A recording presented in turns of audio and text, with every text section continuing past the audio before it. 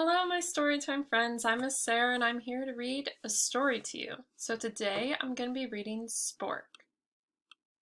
Spork, written by Kyo Maclear and illustrated by Isabel Arsenal. Spork was neither spoon nor fork, but a bit of both. So you can see he has the prongs of a fork, but the body of a spoon.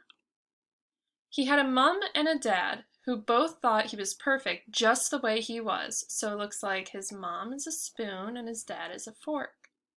But Spork stuck out. In his kitchen, forks were forks, spoons were spoons. Cutlery customs were followed closely, so cutlery just refers to all the utensils that we eat with. Mixing was uncommon. Naturally, there were rule breakers, knives who loved chopsticks, tongs who married forks, but such families were unusual. So I can see the picture of the knife who loved the chopsticks, but for the most part it looks like the spoons stick together and the forks stick together. One day, after the billionth time he was asked, "What are you, anyway?"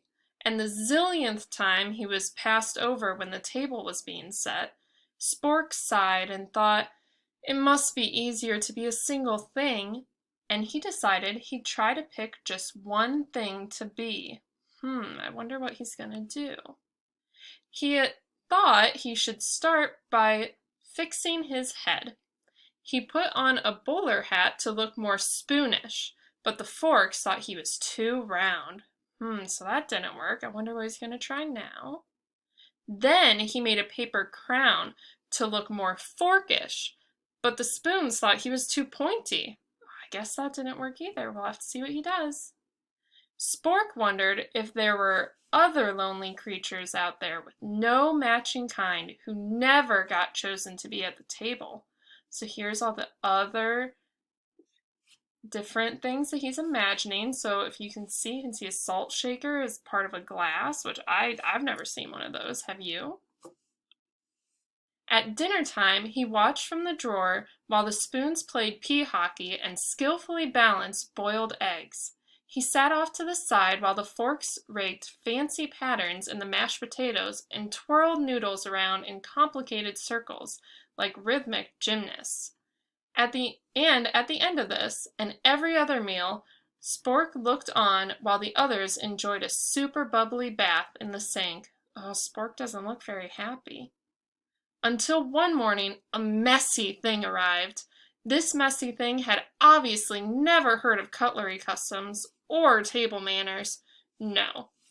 This messy thing smeared and spilled and flung and clumped and dripped without a care. "Wait," said the forks, but the messy thing did not wait.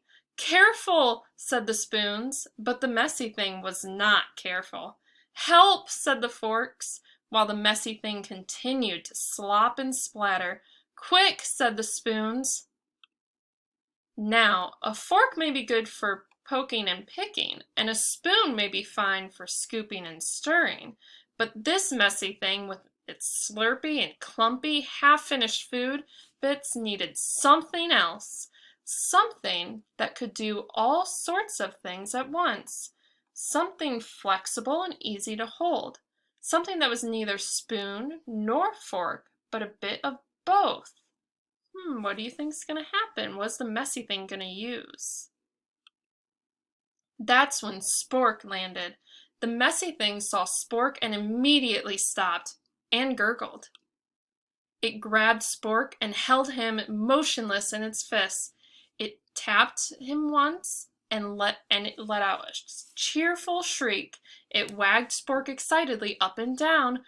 Oh, look at the shadow of the messy thing. What do you think the messy thing is? Oh, it's a baby!